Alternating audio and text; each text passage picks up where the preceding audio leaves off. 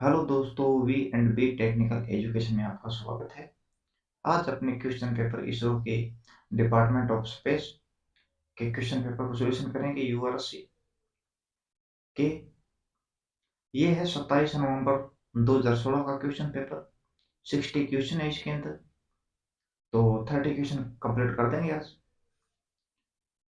Videos को like कीजिए, share कीजिए, सब्सक्राइब कीजिए यूट्यूब चैनल को, अपने फ्रेंड्स के पास भी शेयर कीजिए। कोई क्वेरी हो, कुछ समझ ना आए तो कमेंट बॉक्स में टाइप करना, उसको अपने दोबारा करेंगे सॉल्यूशन। तो ओके, चलते हैं अपने क्वेश्चन की ओर।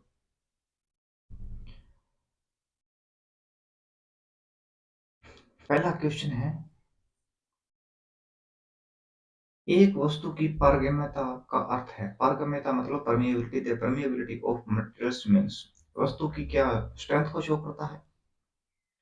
यह चुंबकीय वस्तु की कांतीय बल रेखाओं तक चालकता, धारा की धारा चुंबक की दृढ़ता, चुंबकन बल से निकलने पर लोहे के दंड में शेष चुंबकन किसको शो करेगा। तो स्ट्रेंथ ऑफ मटेरियल को शो नहीं करता है। ओके, ये चुंबक जो मटेरियल्स रहता है, कोई मटेरियल होगा, उसकी स्ट्रेंथ को शो नहीं करता है। परमिएबिलिटी परमिएबिलिटी ये जो टर्म्स है, ये टर्म्स मैग्नेट से संबंधित है। स्ट्रेंथ ऑफ एन इलेक्ट्रोमैग्नेट नहीं, चुंबक की दृढ़ता को शो नहीं करता। Magnetization remaining an iron bar on withdrawal of magnetism force. तो ये परमिएबिलिटी जो शो करता है, परमिएबिलिटी होती है चुंबकीय वस्तु की कांतीय बल के रेखाओं तक चालकता। The conductivity of magnetic material to the magnetic lines of force. किसी चुंबकीय जो मटेरियल है उसके अंदर मैग्नेटिक फील्ड्स ऑफ लाइन जो फ्लो करती है, उनके बल को शो करता है। ऑप्शन नंबर बी रहेगा इसके अंदर। क्वेश्चन नंबर 2, नारंगी, लाल, भूरा तथा स्वर्णिम रंग बैंड वाले एक कार्बन प्रतिरोधक का मान खालिस्तान होता है। The resistance value of a carbon resistance having orange, red, brown, golden colours band sees. क्या रहेगा, कल ही आपको कलर कोड टेबल समझाई है। तो अपने पास ऑरेंज के लिए रहेगा 3, 4 कोड का है ये, ऑरेंज, रेड, ब्राउन, गोल्डन। तो प्रथम जो अंक रहेंगे वो, प्रथम जो लेयर्स रहेगी वो अंक को शो करेगी, तीसरी मल्टीप्लायर और चौथा टॉलरेंस। अगर 5 लेयर्स का रेजिस्टेंस रहता तो प्रथम 3 अंक, चौथा मल्टीप्लायर और पांचवा टॉलरेंस को शो करता। रेड के लिए अपने लेंगे 2, और ब्राउन का मल्टीप्लाई क्या होता है 10 की पावर 1, और गोल्डन के लिए टॉलरेंस रहती है ±5%। ओके, तो अपने पास हो जाएगा 320 ±5% टॉलरेंस के साथ। ऑप्शन नंबर बी बिल्कुल सही होगा। ऑप्शन नंबर सी बिल्कुल सही रहेगा। क्वेश्चन नंबर 3, फ्यूज को खालिस्तान में संयोजित किया जाना चाहिए। A fuse should be connected is. किस में फ्यूज को जोड़ते हैं, आपको पता होगा। फ्यूज वह मेटालिक पार्ट रहता है जो सामान्य से ज्यादा करंट फ्लो करने पर परिपथ को सप्लाई से अलग कर देता है, ओवरलोड से बचाता है, शॉर्ट सर्किट से बचाता है। फ्यूज को ज्यादातर शॉर्ट सर्किट के मैटर से यूज करते हैं, ओवरलोड के लिए भी यूज करते हैं। तो फ्यूज जो रहता है वो न्यूट्रल्स की बजाय फेज के अंदर यूज किया जाता है। Series with phase conductor. Option number D रहेगा।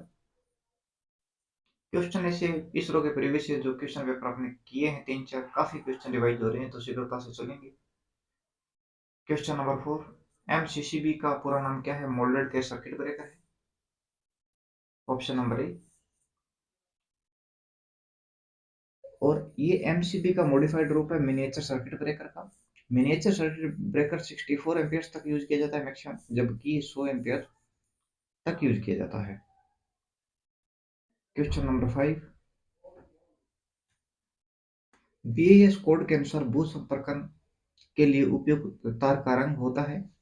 तो भू संपर्कन के लिए अपने लेते हैं ग्रीन कलर, अगर ग्रीन ना हो तो पीले कलर को फिर लेते हैं।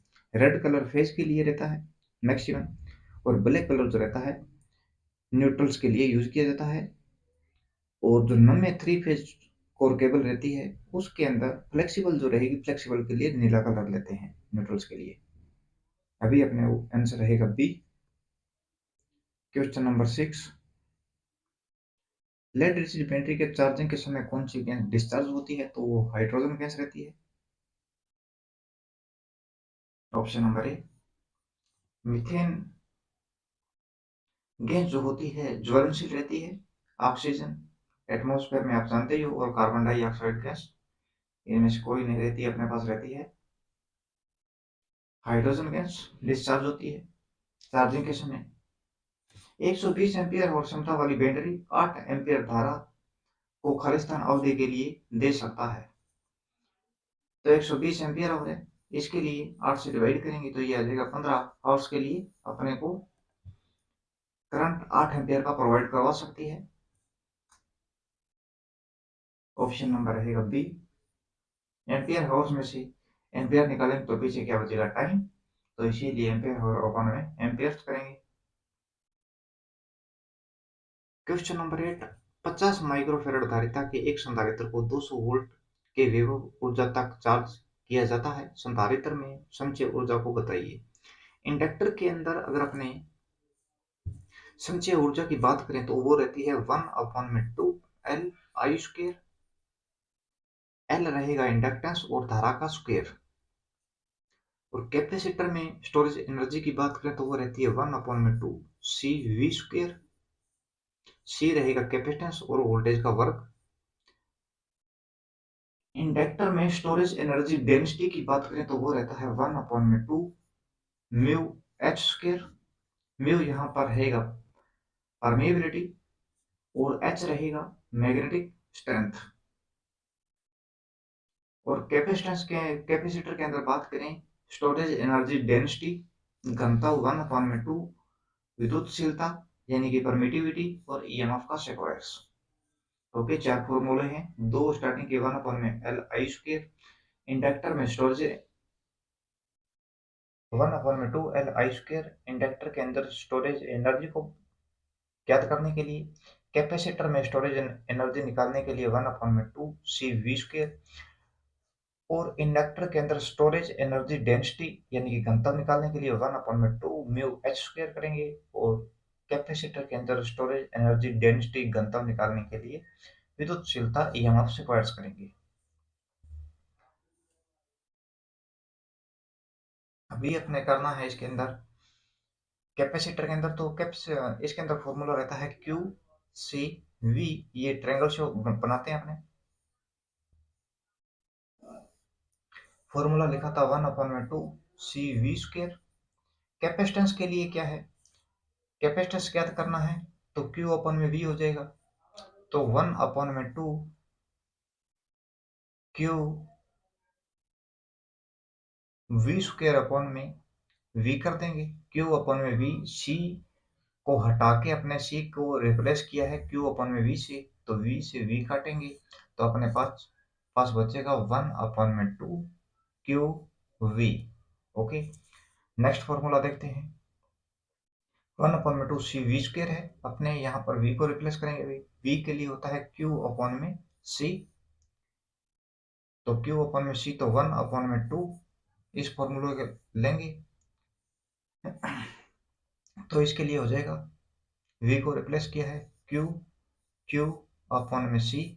Q² भी लिख देंगे या तो Q², इसको हटा देते हैं। ओके, तो यहाँ पर हो गया Q²/C 1/2 गुणा Q²/C। कितने फॉर्मूले लिख लिए? 1/2 CV², दूसरा 1/2 गुणा QV, और तीसरा फॉर्मूला है अपने पास 1/2 Q² गुणा C। अब अपने पास वैल्यू है वोल्टेज है और कैपेसिटेंस है, तो इसके लिए फॉर्मूला यूज करेंगे ये पहले वाला 1/2 CV²। करते हैं संचय ऊर्जा का मान ज्ञात, तो 1/2 गुणा 50 माइक्रोफेरेड। माइक्रो की वैल्यू रहती है 10⁻⁻⁶। माइक्रो के लिए रहेगा 10⁻⁻⁶। नैनो के लिए रहेगा 10⁻⁻9 और पिको के लिए रहेगा 10⁻⁻12। ओके, अभी नैनो है, माइक्रो है अपने पास, तो 50 गुणा 10⁻⁻6 गुणा वोल्टेज है 200, 200 का स्क्वायर 200 गुणा 200, तो 2 जीरो ये होगी, 2 जीरो ये 4 और एक ये आ गया 5, तो यहाँ पर बच जाएगा 10⁻⁻1, और 10⁻⁻1 को नीचे लेके जाएंगे तो ये प्लस में कन्वर्ट हो जाएगा, यानी कि 10 बच जाएगा, माइनस है वो प्लस में हो जाएगा, अपॉन में लेके जा रहे हैं तो। अब अपने पास बचा है 2 और 2 4, 2 दूनी 4, 4 5 20 अपॉन में 20। तो ये जो अपने पास स्टोरेज एनर्जी आएगी, इसकी वैल्यू रहती है जूल में। ऑप्शन नंबर ए राइट रहेगा यहाँ पर अपने पास। क्वेश्चन नंबर 9, एक दंड चुंबक के चारों ओर बल रेखाओं के प्रवाह की दिशा निम्न में से कौन सी होती है? अगर एक मैग्नेट की बात करें तो इसके चारों ओर जो रहता है बाहर, मैग्नेटिक फील्ड की लाइन किस तरह से रहती है, और चुंबक के अंदर किस तरह से रहेगी। तो बाहर तो फ्लो करती है नॉर्थ से साउथ की ओर, और अंदर होती है साउथ से नॉर्थ की ओर। जो मैग्नेटिक फील्ड लाइन रहती है ये क्लोज लूप की विशेषता दर्शाती है। क्लोज्ड लूप, क्योंकि ये कभी समाप्त नहीं होगी, नॉर्थ से साउथ जाएगी, साउथ से नॉर्थ, नॉर्थ से साउथ, साउथ से नॉर्थ, इसी तरह चलती रहेगी। जबकि इलेक्ट्रिकल जो लाइंस रहती है ये ओपन लूप की विशेषता रखेगी। जो चार्ज अपने पॉजिटिव से स्टार्ट होगा ये नेगेटिव जाके समाप्त हो जाएगा, बीच में जो सोर्स जाएगा उसके अंदर एनर्जी यूज होगी और नेगेटिव पर जाकर समाप्त हो जाएगा। और जब का ऐसी ऐसा मैग्नेट के अंदर नहीं होता, मैग्नेट के अंदर जो विशेषता रहती है वो क्लोज लूप की रहती है, नॉर्थ से साउथ, साउथ से नॉर्थ, इसी तरह चलती रहेगी। तो इसके अंदर आपने पूछा है चुंबक के चारों ओर, यानी कि बाहर पूछ रहा है तो बाहर होगा नॉर्थ, उत्तरी पोल से दक्षिण पोल की ओर, ऑप्शन नंबर डी राइट होगा।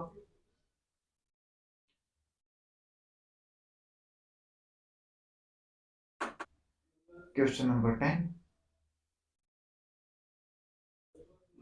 प्रतिष्ठम का मात्रक है, यूनिट्स ऑफ रिलक्टेंस इज, तो रिलक्टेंस अपने एस के द्वारा शो करते हैं, तो ये एम्पियर टर्न्स एन गुणा आई अपॉन में फ्लक्स फाई के द्वारा बताते हैं, इसीलिए अपने पास यूनिट हो जाएगी एम्पियर टर्न अपॉन में वेबर। रिलक्टेंस की यूनिट रहेगी, रिलक्टेंस को अपने एल अपॉन में म्यू नॉट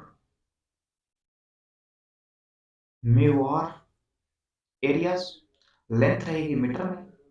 म्यू नॉट जो रहता है ये निर्वात की या वायु की विद्युत निर्वात या वायु की चुंबकशीलता, ये रिलेटिव परमिएबिलिटी, और ये क्षेत्रफल को शो करता है। तो म्यू आर जो रहता है ये किसी आयरन कोर कॉइल का मैग्नेटिक फील्ड और एयर कोर कॉइल के मैग्नेटिक फील्ड का रेशियो रहता है, और ये रहता है म्यू नॉट जो है ये निर्वात या वायु की चुंबकशीलता होती है। इसकी वैल्यू रहती है 4 पाई गुणा 10⁻⁷ हेनरी पर मीटर। तो इसका पूरा फॉर्मूला हमें ड्रॉ करेंगे तो कैसे होगा,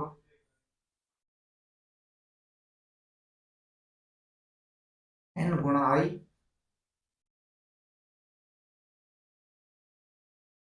ये रिलक्टेंस का ये फॉर्मूला अपने पास।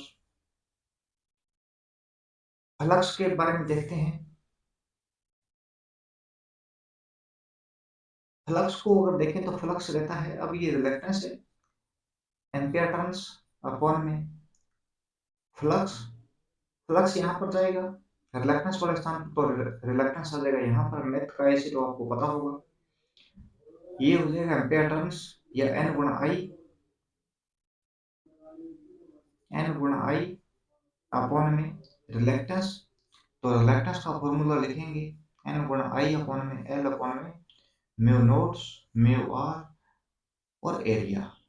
ये एरिया ऊपर चला जाएगा, mu not mu R area. तो ये फॉर्मूला कंप्लीट ड्रॉ होगा अपने पास एन गुणा आई म्यू नॉट म्यू आर और एरिया अपॉन में लेंथ वेबर्स के अंदर आएगा। और एक वेबर तुल्य रहता है, एक वेबर बराबर रहता है 10 की पावर 8 मैक्सवेल। और एक मैक्सवेल का मतलब है एक मैग्नेटिक फील्ड ऑफ लाइन, एक चुंबकीय बल रेखा। और एक मैक्सवेल इज इक्वल टू एक वेबर की बात एक maxwell is equal to weber की बात करें तो 10 की पावर -8 वेबर या 1/10 की पावर 8 वेबर के इक्वल रहेगा। तो अभी अपने पास हो जाएगा एम्पेयर टर्न्स पर weber, option number C right होगा। क्वेश्चन नंबर 11, श्रृंखला आरएलसी परिपथ के अनुनादी आवृत्ति रेजोनेंट फ्रीक्वेंसी निर्धारण करने के लिए सूत्र है। आरएलसी सीरीज रेजोनेंस के अंदर क्या होता है? मैं एक सेकंड, आपने क्वेश्चन पढ़ ही लिए तो इसको करते हैं ऊपर।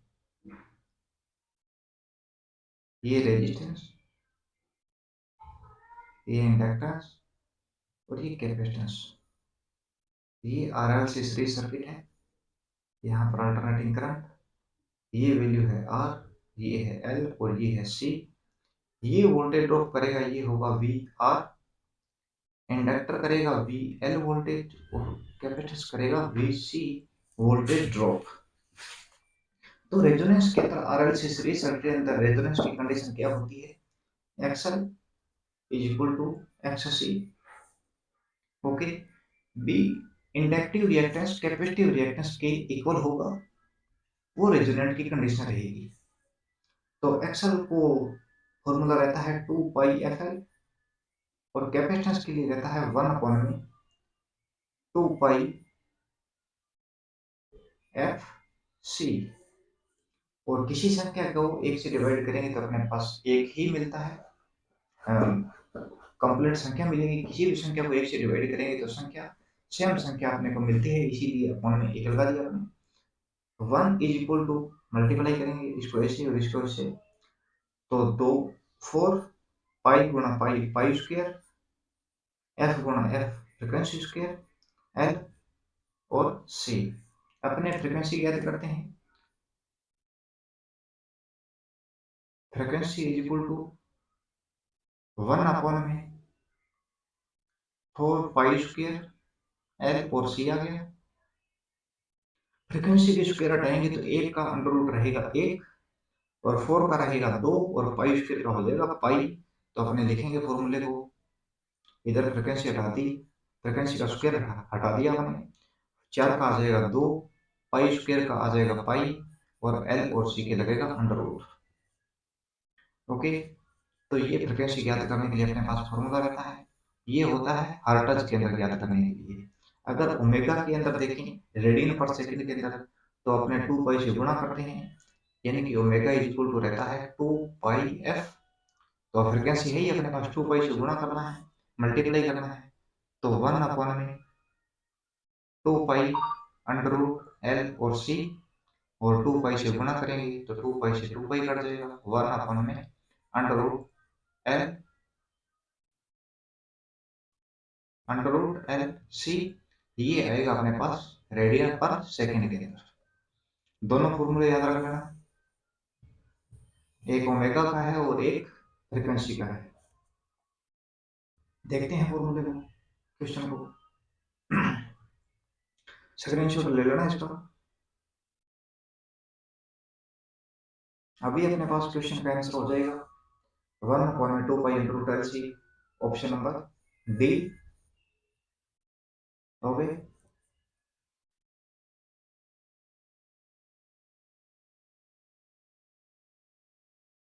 अब आरएलसी सीरीज सर्किट रहता है, इसके अंदर जो अब इंपीडेंस ज्ञात करने का फॉर्मूला रहता है under root resistance square plus bracket में एक्सएल माइनस एक्स सी का स्क्वायर। ओके। तो अपने कंडीशन लिखी इसकी, XL is equal to X C. B inductive reactance capacitive reactance के तुल्य होगा, इक्वल होगा, तो रेजोनेंट की कंडीशन है। अब एक्सएल से एक्ससी कट जाएगा, तो रेजिस्टेंस स्क्वायर बचा अंडर रूट में, इसका स्क्वायर हटाएंगे तो आर बच जाएगा, यानी कि रेजिस्टेंस जो है ये इम्पीडेंस के इक्वल है। एक्सएल और एक्ससी के कारण धारा के मान में चेंज नहीं होगा रेजोनेंट कंडीशन के अंदर। तो धारा का जो मान रहता है ये होता है मैक्सिमम इसके अंदर, और इम्पीडेंस जो होगा ये हो जाएगा मिनिमम, यानी कि रेजिस्टेंस के इक्वल है मिनिमम।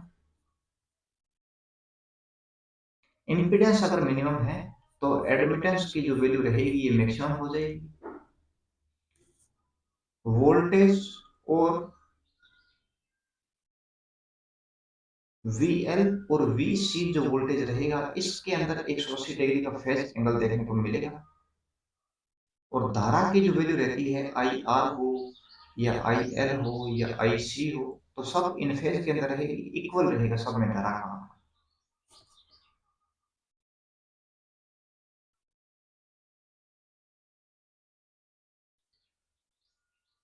और देखते हैं कुछ RLC सीरीज सर्किट के बारे में। RLC सीरीज सर्किट के अंदर 1 सेकेंड,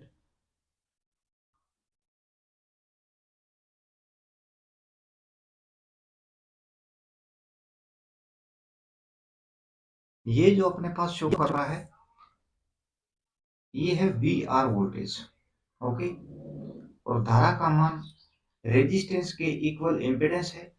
एक्सएल और एक्ससी का रिएक्टेंस की जो वैल्यू है वो यूजेबल नहीं है, इसको इम्पीडेंस के अंदर काउंट नहीं करते हैं। तो एक्सएल से एक्ससी डिवाइड हो गया तो इम्पीडेंस से डिवाइड नहीं करेंगे। तो ये है आई आर करंट की वैल्यू। और इंडक्टर के अंदर क्या होता है, एल के अंदर धारा जो है वो वोल्टेज से 90 डिग्री लेग करती है। और कैपेसिटर के अंदर जो धारा की वैल्यू रहती है ये वोल्टेज से 90 डिग्री लीड करती है, यानी कि आगे निकल जाती है। तो यहाँ पर ये आई आर वोल्टेज करंट है, तो यहाँ पर रहेगा VL और यहाँ पर रहेगा नीचे VC। VC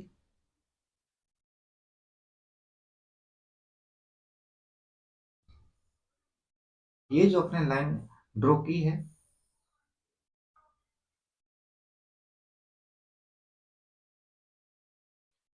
ये लाइन टोटल वोल्टेज है, V वोल्टेज है। ये रेजिस्टेंस वोल्टेज की वैल्यू होगी, ये लाइन बेस जो है। और ये दोनों जो लंब है ये VL और VC वोल्टेज की वैल्यू है। अब VC को ऊपर लेके जाएंगे तो VL माइनस VC कर देंगे, VL को नीचे लेके आएंगे यहाँ पर VC के इक्वल, तो यहाँ पर हो जाएगा VC माइनस VL। तो किसी भी तरीके से अपने इसको रख सकते हैं।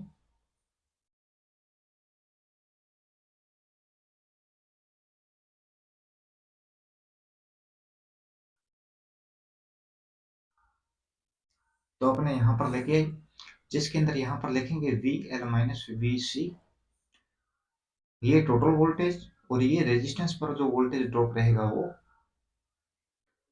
और ये जो एंगल है ये है फाई। अपने पास वोल्टेज के सापेक्ष नहीं देखते, इम्पीडेंस एडमिटेंस और पावर ट्रायंगल के अंदर देखते हैं, वैसे फाई चलो फाई नहीं लिखते हैं फिर, ओके। पहले इसको हटाते हैं।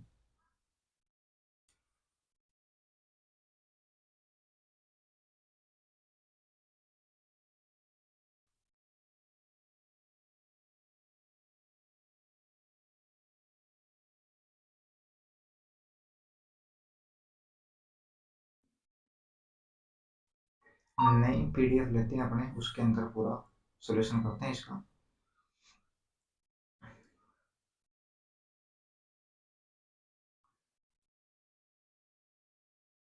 तो अपने पास यहाँ पर जो अपने ये ट्रायंगल बनाया, ये जो टोटल वोल्टेज दिखाई ये VL माइनस VC वोल्टेज दिखाई, और ये VR वोल्टेज, और यहाँ पर धारा IR, ये I load resistance load current को शो करते हैं।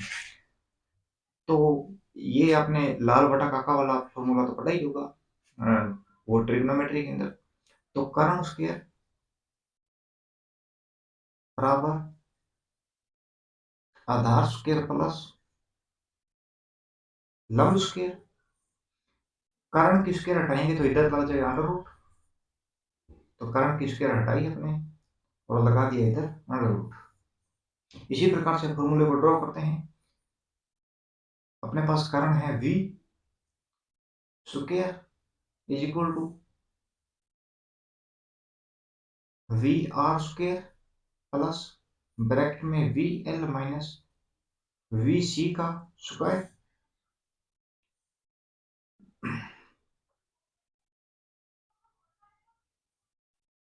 तो v का अपने स्क्वायर हटाएंगे तो v is equal to V R square plus bracket में V L minus V C का स्क्वायर और अलग जाएगा under root. Okay, voltage R L C resistance है, इंडक्टेंस है, कैपेसिटेंस है, तो अपने पास इम्पीडेंस रहेगा। इम्पीडेंस रेजिस्टेंस के इक्वल है, फिर भी अपने आई गुणा जेड लिखेंगे, आई गुणा जेड। धारा गुणा इम्पीडेंस वोल्टेज हो जाएगा प्रत्यावर्ती। अगर धारा की बात करें तो डीसी परिपथ के अंदर टोटल जो रेजिस्टेंस टोटल जो विरोध होता है धारा का वो रेजिस्टेंस के इक्वल होता है, जबकि प्रत्यावर्ती धारा में इम्पीडेंस के इक्वल होता है।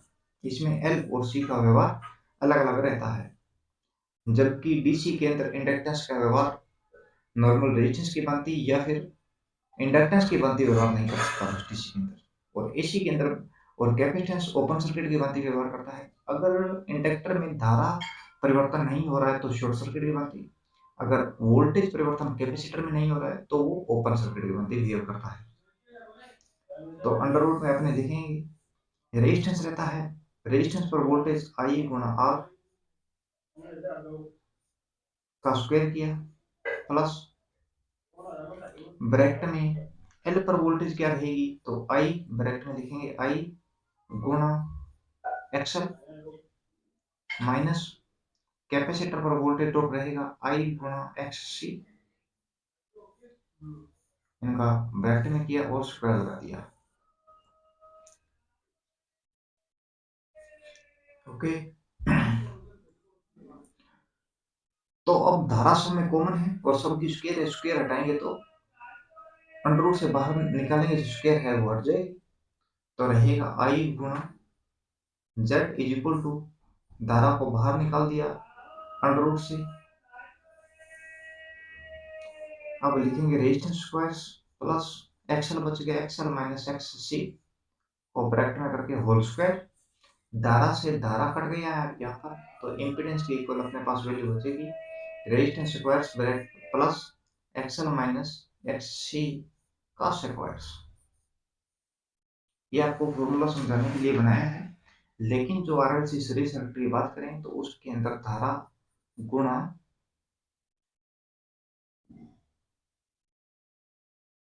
आरएलसी सीरीज सर्किट के अंदर रेजिस्टेंस के इक्वल रहता है इम्पीडेंस। आपको बताया कि एक्सएल से एक्ससी डिवाइड कट जाएगा या एक्ससी से एक्सएल कट जाएगा, दोनों वैल्यू के अंदर एक्सएल एक्ससी का कोई मान अपने पास नहीं बचता है, तो वो रेजिस्टेंस इम्पीडेंस के इक्वल रहता है। आरएलसी सीरीज सर्किट को एक्सेप्टर सर्किट कहते हैं, जबकि आरएलसी पैरेलल सर्किट को रिजेक्टेड सर्किट कहते हैं। ये वोल्टेज एम्पलीफाई नेचर का रहता है और जो पैरेलल रहता है ये करंट एम्पलीफाई नेचर का हम बताते हैं अपने। अभी अपने पास आंसर हो जाएगा डी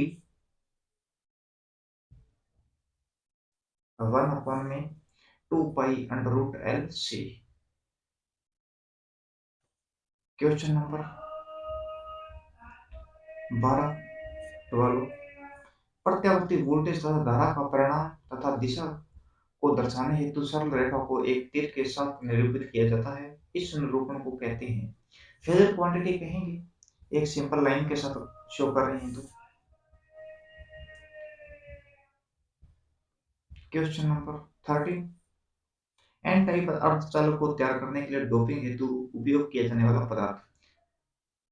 ये सेमीकंडक्टर मटेरियल्स रहते हैं जिनको अपने जिनके अंदर डोपन करते हैं। तो इसका मतलब है कि इनकी जो आउटर जो लेयर रहती है इसके अंदर चार वैलेंस बैंड के अंदर चार इलेक्ट्रॉन रहते हैं, उसे अपने कहते हैं सेमीकंडक्टर मटेरियल। जिसकी वैलेंस बैंड में चार से कम या एक इलेक्ट्रॉन माने वो कंडक्टर मटेरियल होगा, और आठ से ज्यादा रहेगा वो इंसुलेटिंग मटेरियल रहेगा, जिनकी वैलेंस बैंड में न कि कंडक्शन बैंड में। वैलेंस और कंडक्शन बैंड देखते हैं। ये बीच में फॉरबिडन एनर्जी गैप है, ये कंडक्शन बैंड आ गया, चालन बैंड, और ये वैलेंस बैंड है। इनकी वैलेंस बैंड में जो जो आउटर लेयर रहती है उसके अंदर एक होगा तो कंडक्टर होगा, चार होगा तो सेमीकंडक्टर होगा, आठ और आठ से ज्यादा रहेगा तो इंसुलेटिंग मटेरियल होगा। अब आपको एन टाइप और पी टाइप के अंदर वैलेंस बैंड इनकी कंस्ट्रक्शन देखते हैं। ये कंडक्शन बैंड है, ये वैलेंस बैंड है, और एन टाइप जो मटेरियल रहेगा, एन टाइप के अंदर क्या रहेगा, एन के ऊपर रहेगी ये चालन बैंड की लेयर, फॉरबिडन एनर्जी के ये लेयर रहती है, ये कंडक्शन बैंड के पास में होती है, जबकि पी टाइप के अंदर वैलेंस बैंड के पास ये लेयर रहती है। अभी अपने पास सिलिकॉन, जर्मेनियम, गैलियम आर्सेनाइड के अंदर मिलाते हैं, डोपन करते हैं। ये सेमीकंडक्टर मटेरियल है जिनकी वैलेंस बैंड के अंदर चार इलेक्ट्रॉन रहते हैं। जर्मेनियम के अंदर वैलेंस बैंड टोटल जो इलेक्ट्रॉन रहते हैं वो रहते हैं 32, परमाणु क्रमांक की बात करें तो। सिलिकॉन के अंदर 14, कॉपर के अंदर 29, प्लेटिनम में 78, गोल्ड के अंदर 79, सिल्वर के अंदर 47, आयरन के अंदर 26, एल्यूमिनियम में 13, कार्बन में 6। याद करना, क्वेश्चन में काफी बार आ जाता है। अभी अपने पास एल्यूमिनियम, गैलियम, इंडियम, बोरॉन जो रहते हैं, एल्यूमिनियम, गैलियम, इंडियम, बोरॉन, इनके वैलेंस बैंड में तीन इलेक्ट्रॉन रहते हैं। ये ट्रिवलेंट मटेरियल हो गया। ट्रिवलेंट अशुद्धि मान के सेमीकंडक्टर मटेरियल्स के अंदर मिलाते हैं। पेंटावलेंट के अंदर पांच इलेक्ट्रॉन रहते हैं, जो पांच का सहसंयोजी बैंड बनकर एक मुक्त इलेक्ट्रॉन रहेगा, जबकि तीन के अंदर सहसंयोजी बैंड बनने में सहसंयोजी बैंड बनकर एक होल के रूप में खाली स्पेस रह जाता है, जिसे कोटर के रूप में जानते हैं या अपने उसको होल कहते हैं। तो एक इलेक्ट्रॉन की कमी होती है उसके अंदर। एल्यूमिनियम, गैलियम, इंडियम, बोरॉन, तो चांदी को कंडक्टिंग मटेरियल है जिसके वैलेंस बैंड में एक इलेक्ट्रॉन रहता है, तो चांदी को अपने डोपन के रूप में यूज नहीं करते हैं। तो आर्सेनाइड जो है अपने पास मटेरियल है।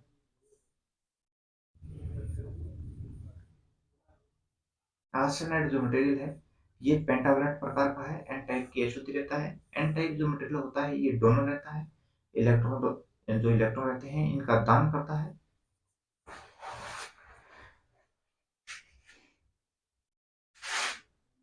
क्वेश्चन नंबर 14, परमाणु क्रमांक जो लिखे थे वो याद कर लेना, मोस्ट इंपोर्टेंट है। जिनर डायोड में उत्क्रमण बंधन प्रक्रिया को खालिस्तान कहते हैं। The reverse breakdown phenomena in a zero Zener diode is can now as. Zener diode क्या होता है, जिनमें हेवीली डोपन रहता है, जो मटेरियल बताया था आपको, हेवीली डोपन जो रहता है, इसके अंदर जिनर ब्रेकडाउन रहता है। लाइटली डोपन होता है, डोपन होता है, उनके अंदर एवलांचे ब्रेकडाउन रहता है। ओके, अभी जिनर ब्रेकडाउन का ऑप्शन नहीं है तो अपने ए लेंगे, एवलांचे ब्रेकडाउन। जिनर और एवलांचे ब्रेकडाउन रहता है। क्वेश्चन नंबर 15, 5 एम्पियर परिपथ 800 वाट से कम में अनुमत अधिकतम प्रकाश बिंदुओं की संख्या। तो जो लाइट परिपथ रहता है इसके अंदर 5 एम्पियर जो मानते हैं, इसके अंदर 10 पॉइंट रहते हैं, एक जो ब्रांच लेते हैं, और 800 वाट से ज्यादा लोड नहीं होना चाहिए। पावर सर्किट की बात करें तो पावर परिपथ के अंदर 3000 वाट का लोड और 2 पॉइंट से ज़्यादा इसके अंदर पॉइंट ऐड नहीं कर सकते हैं। जैसे 3000 वाट है, अगर यहाँ पर 2000 वाट रहे और 2 ब्रांच रहे, तो ये परिपथ कैपेबल है। 3000 से जैसे 3100 अपने पास वाट आ गया, तो एक ही यहाँ पर पॉइंट लेंगे। जिस प्रकार 2-2000 के 2 पॉइंट हैं, तो 1 पॉइंट लेंगे इसके अंदर 2000 वाट का। 3000 वाट से ज़्यादा नहीं होना चाहिए। दोनों में से कोई भी कंडीशन पहले कंप्लीट हो जाती है, तो वहीं पर परिपथ को अपने नेक्स्ट ब्रांच लेते हैं, न कि इस ब्रांच में कोई एलिमेंट जोड़ते हैं। तो अपने पास 5 एम्पियर है, तो 10 बिंदु ऐड कर सकते हैं। जबकि पावर सर्किट के अंदर 16 एम्पियर का जो रहता है, उसके अंदर 2 बिंदु ऐड करते हैं। 3000 वाट का लोड। Question number 16। सूचक उपकरण में संकेतक को चलाने के लिए जो आवश्यक बल रहता है, वो डिफ्लेक्शन टॉर्क कहलाता है। पॉइंटर को प्रारंभिक स्थिति से हिलाने के लिए जो काम में रहता है, the force required to moving the pointer in an indicating instrument is. तो डिफ्लेक्शन टॉर्क रहेगा। पॉइंटर की गति धारा के परिणाम के समानुपाती रहती है, तो वो कंट्रोलिंग टॉर्क रहता है। और डिफ्लेक्शन टॉर्क जो रहता है, ये धारा के समानुपाती होगा, तो स्केल अपने पास लीनियर रहती है। अगर धारा के वर्ग के या वोल्टेज के वर्ग के समानुपाती है, तो नॉन लीनियर स्केल रहते हैं। अभी ऑप्शन नंबर ए रहेगा। डैम्पिंग टॉर्क रहता है। डिफ्लेक्शन टॉर्क पॉइंटर को प्रारंभिक स्थिति से चलाने के लिए, और कंट्रोलिंग टॉर्क उसको नियंत्रण करता है। कंट्रोलिंग टॉर्क में स्प्रिंग कंट्रोलिंग टॉर्क और ग्रेविटी कंट्रोलिंग टॉर्क रहता है। प्रारंभिक स्थिति से हिला दिया, उसके बाद में कंट्रोलिंग टॉर्क नियंत्रण करता है, तो कंट्रोलिंग टॉर्क डिफ्लेक्शन टॉर्क का अपोज करता है। अपोज करता है, तो दोनों के मध्य हंटिंग पैदा होती है। पॉइंटर में दोलन पैदा होता है। उस दोलन को शांत करने के लिए डैम्पिंग टॉर्क यूज में लेते हैं।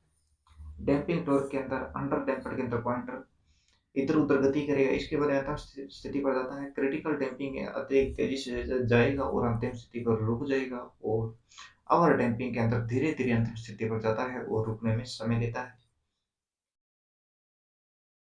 और डैम्पिंग टॉर्क के प्रकार की बात करें, तो एयर फ्रिक्शन रहता है, एडी करंट रहता है, और ऑयल फ्रिक्शन रहता है, या लिक्विड फ्रिक्शन। करेंगे इनको डीपली से अध्ययन कभी। 17 नंबर क्वेश्चन।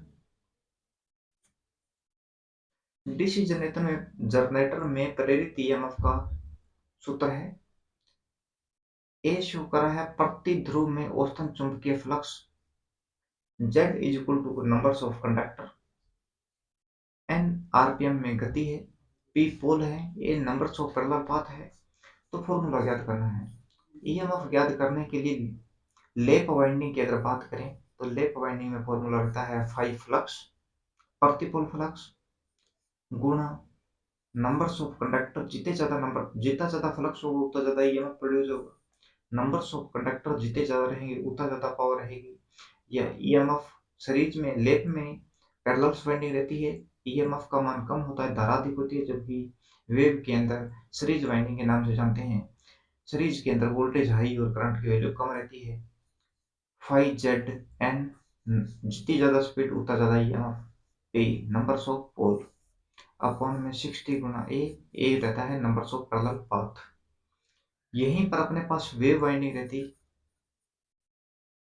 तो अपने पास जो नंबर ऑफ पैरेलल पाथ रहते वो होता 2। तो यहाँ पर 2 लिखने से ये हो जाता 120। तो 5 ZN P अपॉन में 120 कर देते।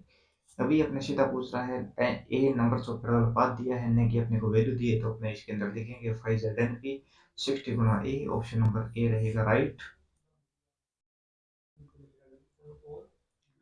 सीधा ही पता लग रहा है इस क्वेश्चन के अंदर। बाकी जो ऑप्शन है, जेड लगा दिया। जेड नंबर्स ऑफ कंडक्टर हैं, जितने ज्यादा कंडक्टर उतना ज्यादा ईएमएफ देखने को मिलेगा, तो ये तो गलत हो गया ऑप्शन नंबर। एम गति जितनी ज्यादा उतना ज्यादा ईएमएफ, ये भी गलत हो गया। और दो लगा दिया। दो ये शो कर रहा है कि जो सिंप्लेक्स वेव वाइंडिंग रहती है, उसके अंदर नंबर्स ऑफ पैरेलल पाथ जो रहते हैं, दो रहते हैं। पोल चाहे 10 हो, 12 हो, 20 हो या 30 हो, वो डिपेंड नहीं करता। इसीलिए अपने पास ऑप्शन नंबर डी भी गलत हो जाता है। अगर वेव वाइंडिंग स्पेशल कहता, सिंप्लेक्स वेव वाइंडिंग, तो अपने डी ऑप्शन करते थे। बिल्कुल सही था उस टाइम, ए बी सही था। Question number 18। कौन सा जनरेटर सभी लोड पर स्थिर वोल्टेज देता है? कम्युलेटिव कंपाउंड जो रहता है, ये लोड बढ़ने के साथ वोल्टेज का मान बढ़ेगा, और लोड कम होगा तो वोल्टेज कम होगा। डिफरेंशियल कंपाउंड की बात करें तो डिफरेंशियल कंपाउंड जो है ये आर्क वेल्डिंग के अंदर यूज किया जाता है, और आर्क वेल्डिंग में स्टेबिलिटी अधिक रहती है, आर्क चाप जो रहता है वो स्टेबल रहता है ज़्यादा। तो ये वोल्ट लोड अपने पास बढ़ेगा तो टर्मिनल वोल्टेज है वो डिक्रीज होती है इसके अंदर। सीरीज जो रहता है लोड बढ़ने के साथ वोल्टेज बढ़ेगा, जबकि लेवल कंपाउंड जो है लोड कम हो ज़्यादा हो जीरो हो स्टेबल रहता है, वोल्टेज एक फिक्स वैल्यू रहती है। इस अनुप्रयोग में शंट मोटर का उपयोग किया जाता है। For which one of the following application DC shunt motor is use? क्या इलेक्ट्रिकल ट्राम एंड ट्रेन के अंदर यूज किया जाता है? नहीं, ये तो डीसी सीरीज मोटर का काम है।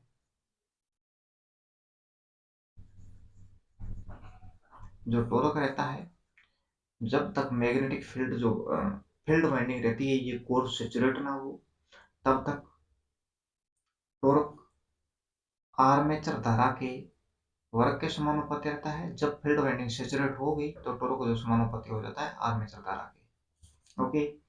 इलेक्ट्रिकल होस्ट एंड क्रेन के अंदर भी डीसी सीरीज मोटर को ही यूज में लिया जाता है। उच्च स्टार्टिंग टॉर्क के साथ चलने वाला तो ये भी डीसी सीरीज मोटर है, हाई स्टार्टिंग टॉर्क रहता है। और मशीन औजार ड्राइव्स के अंदर बात करें अपने, तो इसके लिए डीसी शंट मोटर का यूज किया जाता है। टूल मशीन के अंदर स्पेसिफाई के अंदर अगर मेन बात करें विशेष, तो इसके अंदर डीसी शंट मोटर यूज की जाती है। टॉर्क डीसी शंट मोटर के अंदर आर्मेचर धारा के समानुपाती होता है। लोड बढ़ने पर गति में थोड़ी कमी आती है, ज्यादा नहीं, थोड़ी कमी आती है, 1 से 2% के आसपास रहता है इसका मान। अभी क्वेश्चन ऑप्शन हो जाएगा अपने पास डी। Question number 20। एकल शक्ति गुणांक वाले दो वाटमीटर द्वारा 3 फेज परिपथ में पावर पी खालिस्तान होती है। W1 W2 वाटमीटर रीडिंग है, तो पावर ज्ञात करने के लिए अपने पास फॉर्मूला रहता है W1 वाटमीटर की रीडिंग प्लस W2 वाटमीटर की रीडिंग। रिएक्टेंस पूछ ले तो power is equal to √3 bracket में W1 माइनस W2। तो ये रिएक्टेंस शक्ति ज्ञात करने का फॉर्मूला है। ऑप्शन नंबर हो जाएगा यहाँ पर ए।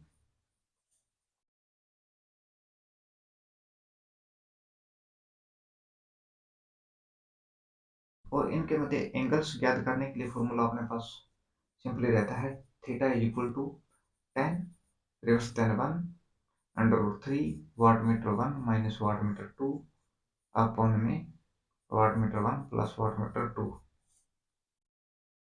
Question number 21। यदि एक ट्रांसफार्मर में द्वितीयक फेरों को दोगुना किया जाए तथा प्राथमिक वोल्टेज को आधा किया जाए तो द्वितीयक वोल्टेज होगी। नंबर्स ऑफ के का मान ट्रांसफॉर्मेशन रेशियो की बात करें तो N2 अपॉन में N1 is equal to V2 upon में V1 रहता है। यहाँ पर ये कह रहा है कि द्वितीयक फेरों को दुगुना किया जाए, दो गुना कर दिया, प्राथमिक वोल्टेज को आधा कर दिया तो 0.5 कर दिया, किया जाए तो द्वितीयक वोल्टेज की वैल्यू रहेगी। V2 का मान ज्ञात करना है तो V1 गुणा N2, V1 गुणा N2 अपॉन में रहेगा N1। तो यहाँ पर N2 जो है दो गुना कर दिया, और N2 और V1 दोनों मल्टीप्लाई में है तो 2 गुणा 0.5 करेंगे अपने नॉर्मली, और N1 में कोई इफेक्ट नहीं पड़ा है तो पॉइंट हटाया अपॉन में 10, 2 5 10 हो गया, 10 अपॉन से 10 से डिवाइड किया तो मान आया 1। तो वोल्टेज के मान में कोई परिवर्तन नहीं होगा। Option number B. Question number 22। Scott connection को खालिस्तान में बदलने के लिए उपयोग किया जाता है। टीटी कनेक्शन की बात कर रहा है, इसके अंदर आउटपुट 86.6% रहता है डेल्टा की तुलना में। तो यहाँ पर ये दो फेज को थ्री फेज में या थ्री फेज को दो फेज में कन्वर्ट करने के लिए रहता है। अब इन दोनों में कोई कंडीशन है, एकल फेज आपूर्ति को 3 चरण में नहीं, एकल फेज आपूर्ति को 2 चरण में बिल्कुल नहीं, स्टार संपर्कित प्राथमिक और डेल्टा संपर्कित द्वितीयक में बिल्कुल नहीं। 3 चरण आपूर्ति को 2 फेज में, ऑप्शन नंबर डी हो जाएगा अपने पास। क्वेश्चन नंबर 23, क्वेरी तो बताना, दोबारा सॉल्यूशन करेंगे। ट्रांसफार्मर में प्रवेश करने वाली नमी को रोकने ब्रीदर के अंदर उपयोग किया जाने वाला पदार्थ तो वो सिलिका जेल रहता है। अगर ये न्यू कंडीशन में रहेगी तो इसका कलर होगा ब्लू, और यूज्ड सिलिका जेल का कलर होगा हल्का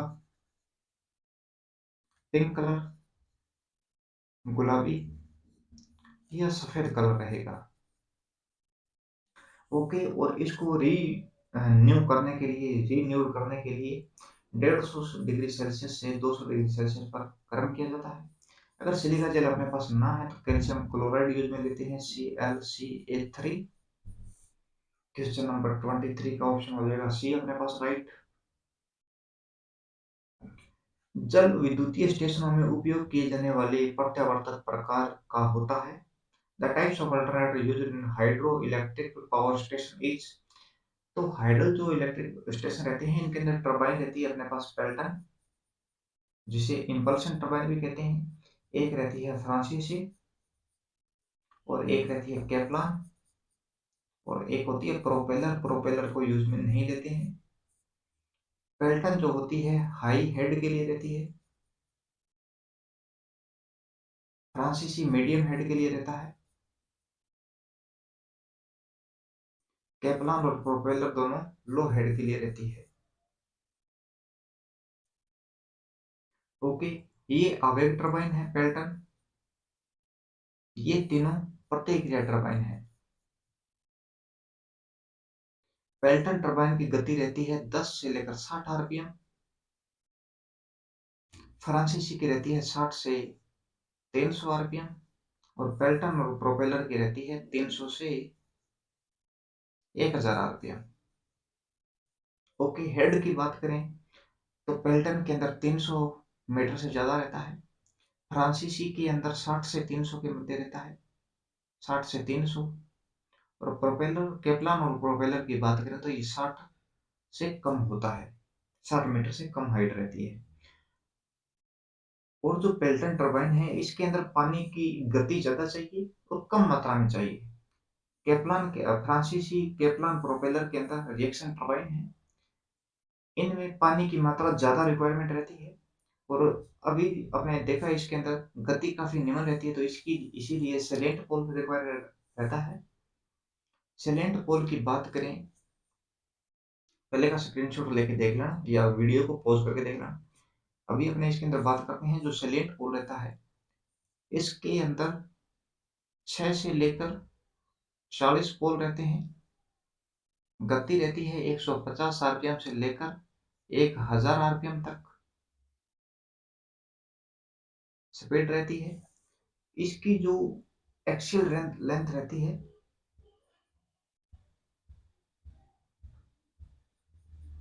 एक्सियल जो लेंथ रहती है ये कम होती है। और जो डायामीटर की बात करें, डायामीटर ये इसका मान होता है हाई। कितना हाई होता है? एक्सियल जो लेंथ रहती है इसका 5 गुना तक होता है। ओके, तो इसका डायमीटर ज्यादा होने के कारण सेंट्रीफ्यूगल जो बल लगेगा, सेंट्रीफ्यूगल जो फोर्स रहेगा वो ज्यादा लगेगा। ज्यादा के कारण इसको अधिक स्पीड से नहीं घुमा सकते। अगर अधिक स्पीड से घुमाएंगे तो सेंट्रीफ्यूगल बल के कारण ये टूट भी सकता है। और ज्यादा नॉइज करता है, हाई नॉइज, इसके अंदर हाई नॉइज रहता है। और इसके अंदर देखते हैं अपने पास स्टीम टरबाइन अल्टरनेटर की बात करें। अब अपने सेलेंट जो पोल अल्टरनेटर रहता है इसको नॉन प्रोजेक्शन भी कहते हैं, कहीं पर नाम आ जाए नॉन प्रोजेक्शन।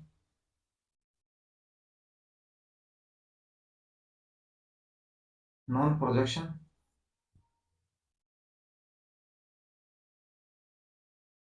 टाइप कहते हैं। और अब बात करते हैं साइलेंड्रिकल की या प्रोजेक्शन। एक minute, 1 minute, sorry sorry sorry. इसके अंदर जो सिलेंट पोल रहता है इसे प्रोजेक्शन टाइप कहते हैं। और जो सिलेंड्रिकल होता है इसे नॉन प्रोजेक्शन टाइप कहते हैं। Non projection type. सिलेंड्रिकल के अंदर 2 से 4 पोल रहते हैं और 1500 से लेकर 3000 आरपीएम के लिए यूज किया जाता है। इसकी एक्सियल जो लेंथ रहती है वो हाई होती है और डायामीटर की बात करें तो डायामीटर रहता है कम, जिसके कारण हाई स्पीड पर चला सकते हैं इसको। और 2/3 भाग पर रहता है वाइंडिंग और 1/3 जो भाग रहता है इसके ऊपर रहता है ओनली पोल का वर्क करती है, वाइंडिंग नहीं की जाती, स्लॉट्स नहीं काटे जाते। ओके, तो अब आपको समझ आ गया होगा कि हाइडल के अंदर कम स्पीड रहती है, इसीलिए सैलेंट पोल को यूज में लेते हैं। Question number 25। इंडक्शन मोटर में रोटर धारा की आवृत्ति कितनी रहती है? तो इंडक्शन के अंदर रोटर धारा की फ्रीक्वेंसी ज्ञात करने के लिए rotor frequency is equals to, starting condition के अंदर बात करें स्टैंड स्टिल पोजीशन के अंदर तो रोटर फ्रीक्वेंसी तुल्य रहती है सप्लाई फ्रीक्वेंसी की। अगर अपने बात करें रनिंग कंडीशन में तो जो रोटर फ्रीक्वेंसी रहती है ये रहती है एस गुना एफ, स्लिप गुना सप्लाई फ्रीक्वेंसी। स्लिप अपने पास रहती है सिंक्रोनस गति माइनस रोटर गति। सिंक्रोनस गति माइनस रोटर गति करेंगे तो इसके अंदर जो स्लिप रहती है वो आरपीएम में है, अपॉन में सिंक्रोनस गति लगा देंगे तो ये आ जाएगी भिन्न के अंदर, फ्रैक्शन के अंदर अपने को भिन्न के रूप में चाहिए स्लिप, तो गुना फ्रीक्वेंसी के लिए क्या रहेगा, सिंक्रोनस गति के लिए फॉर्मूला रहता है 120 गुना एफ अपॉन में पोल फ्रीक्वेंसी और पोल, और फ्रीक्वेंसी को सिंक्रोनस गति के स्थान पर तो सिंक्रोनस गति गुणा पोल अपॉन में 120। सोल्यूशन कर लो, सेम ही ऑप्शन मिलेगा अपने को। इसी हिसाब से अपने इसको ज्ञात कर सकते हैं, फ्रीक्वेंसी इधर सिंक्रोनस गति और पोल ऊपर और 120 नीचे। तो अभी अपने पास ऑप्शन हो जाएगा D, stand still position. Starting condition के अंदर जब मोटर रुकी हुई है तो उस कंडीशन में रोटर फ्रीक्वेंसी सप्लाई फ्रीक्वेंसी के इक्वल होता है, जबकि रनिंग कंडीशन की बात करें तो रोटर फ्रीक्वेंसी जो रहती है एस गुना एफ, गति बढ़ने के साथ रोटर फ्रीक्वेंसी में कमी आती है। और नो लोड से फुल लोड डालने तक रोटर फ्रीक्वेंसी के मान में क्या प्रभाव पड़ता है तो वो आप बताओ। स्लिप का मान बढ़ेगा तो नॉर्मल सी बात है फ्रीक्वेंसी भी बढ़ेगी, रोटर फ्रीक्वेंसी। ओके, आपको कुछ और टर्म्स बताता हूँ। स्टैंड स्टिल पोजीशन के अंदर स्टार्टिंग कंडीशन और ये आगे रनिंग कंडीशन। स्टार्टिंग कंडीशन के अंदर धारा ज्ञात करना चाहेंगे तो धारा ज्ञात करने के लिए ईएमएफ, रोटर ईएमएफ अपॉन में अंडर रूट R2 लिख रहा हूँ, मतलब rotor resistance squares plus rotor reactance का स्क्वायर्स। और इसके अंदर धारा ज्ञात करने के लिए रनिंग कंडीशन में स्लिप गुणा E2, स्लिप्स गुणा रोटर ईएमएफ अपॉन में रोटर रेजिस्टेंस का स्क्वायर्स प्लस स्लिप गुणा रोटर रिएक्टेंस का squares. One second, rotor reactance का स्क्वायर्स डायरेक्ट में करके है। cos फाई की वैल्यू ज्ञात करने के लिए स्टैंड स्टिल पोजीशन के अंदर या जब मोटर रुकी हुई है तो उस कंडीशन में रहेगा रेजिस्टेंस, पावर फैक्टर रहता है R divided by Z, resistance upon में impedance under root rotor resistance squares plus rotor reactance का स्क्वायर्स। और रनिंग कंडीशन के अंदर अगर अपने बात करें तो रोटर रेजिस्टेंस अपॉन में under root rotor resistance plus slip गुणा रोटर रिएक्टेंस का स्क्वायर्स। ओके, ईएमएफ के अंदर भी सेम कंडीशन रहेगी, ईएमएफ को स्लिप से गुणा करेंगे रनिंग कंडीशन में, तो अभी अपने पास आंसर हो जाएगा इसका डी। Question number 26। 4 पोल एसी मशीन के लिए कुल इलेक्ट्रिकल डिग्री, 4 पोल की एसी मशीन हो या हो DC machine, formula electrical degree ज्ञात करने के लिए सेम रहेगा। अगर अपने पास थीटा इलेक्ट्रिकल ज्ञात करना चाह रहे हैं तो पोल अपॉन में 2 गुणा थीटा मैकेनिकल होगा, जब अब अपने पास दिया हो मैकेनिकल डिग्री, थीटा ये इलेक्ट्रिकल ही लिख दिया यार, थीटा मैकेनिकल, और थीटा मैकेनिकल याद करने के लिए 2 अपॉन में पोल गुणा थीटा इलेक्ट्रिकल। अभी अपने पास पोल दे रखे हैं, तो एक पोल जो रहता है वो 180 डिग्री इलेक्ट्रिकल रहता है, तो 180 डिग्री गुणा 4 पोल है, 36 36 बेहतर, तो 720 डिग्री इलेक्ट्रिकल हो जाएगा। यह 180, यह अपने पास रहता है सिस्टम 360 डिग्री गुणा पोल ऑफ पेयर। जो पोल रहते हैं उनका जोड़े के हिसाब से देखें, नॉर्थ और साउथ पोल को एक साथ माने तो दो का एक हो जाएगा, नॉर्थ और साउथ पोल मिलकर एक पोल ऑफ पेयर होगा, तो गुणा 360 से कर देंगे, या 180 गुणा नंबर्स ऑफ टोटल पोल। अभी अपने पास ऑप्शन हो जाएगा option number C. Question number 27, sequential cage induction motor में मोटर बार के स्क्रूइंग करने के लिए निम्न में से कौन सा वाक्य गलत है? तो ये कोकिंग रोकने के लिए आपको बताया था शायद तक पिछले लेक्चर में, 3 4 बार क्वेश्चन हल कर लिए अपने। कोकिंग को रोकेगा, एक समान टॉर्क का उत्पादन करता है, it's produce more uniform torque.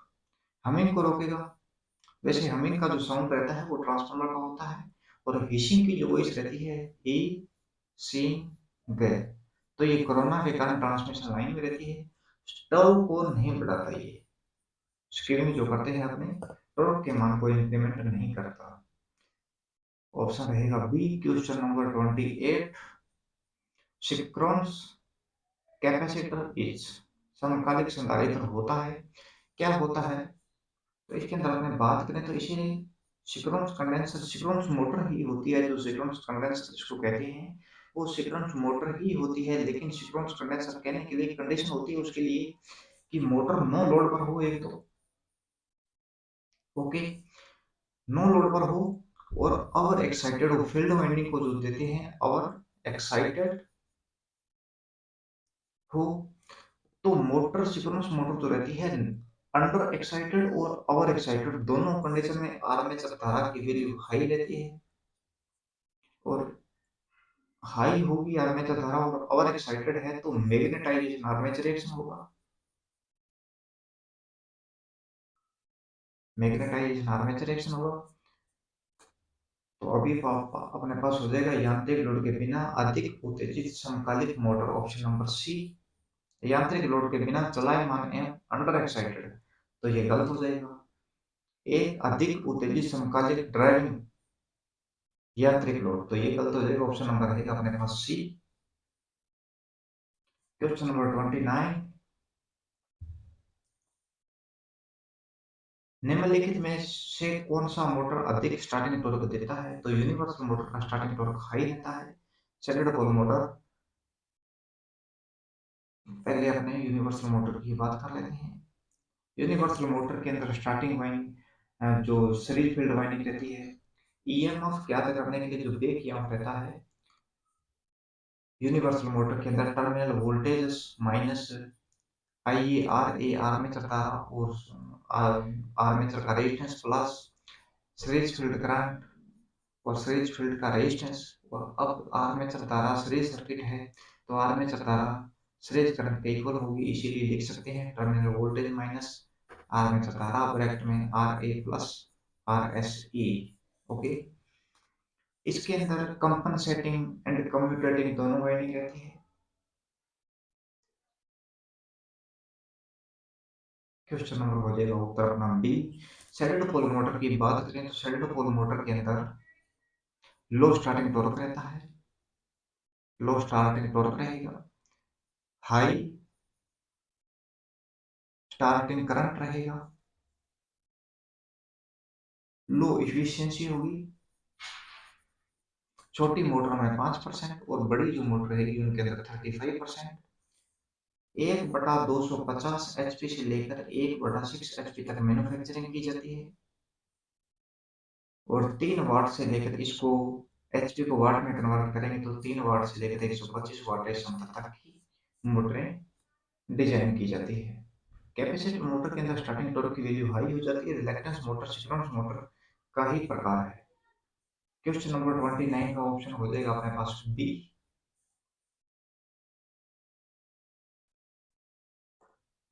आज के दिन का last question, 30 question. L T 660 volt grade power cable में उपयोग किए जाने वाले चालक का डायमीटर खाली स्थान पर डिपेंड करता है। आपको पहले ही बता चुका हूँ कि जो कंडक्टर कोर रहती है, कंडक्टर का जो साइज रहता है, उसका जो क्रॉस सेक्शन एरिया रहता है, डायमीटर या क्रॉस सेक्शन, ये करंट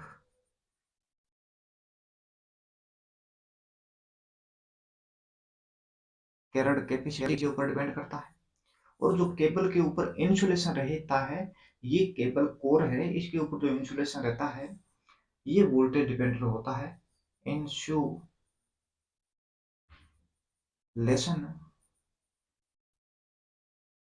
वोल्टेज डिपेंडेंट होता है। तो अभी अपने पास आंसर हो जाएगा सी, वाहिद धारा, current to be carried, option number C is equal to right. तो दोस्तों आज के दिन में टोटल 60 क्वेश्चन है, आज 30 कर दिए, कल के दिन में 30 क्वेश्चन करेंगे। वीडियोस को लाइक कीजिए, शेयर कीजिए, सब्सक्राइब कीजिए। कोई क्वेरी हो तो कमेंट बॉक्स में टाइप करना, और वीडियोस को अपने फ्रेंड्स के पास शेयर कीजिए, उनसे सब्सक्राइब करवाइए channel. Okay bye, take care, मिलते हैं नेक्स्ट लेक्चर में।